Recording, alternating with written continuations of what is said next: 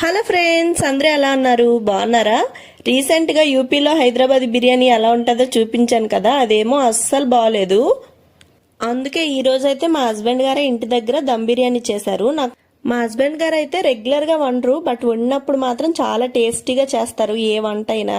కానీ మా హస్బెండ్ గారు వంట చేసినప్పుడు ఒక అసిస్టెంట్ మాత్రం తప్పనిసరిగా ఉండాలి, అన్ని అందించాలన్నమాట.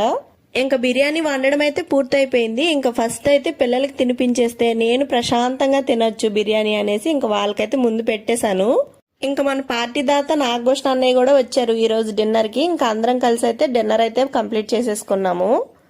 నార్మల్ గా అయితే మా చాందిని అస్సలు చికెన్ తిందు, ఇక్కడేమో నాగభూషణ అన్నయ్య కుడిపితేమో వద్దనకుండా తినేస్తుంది.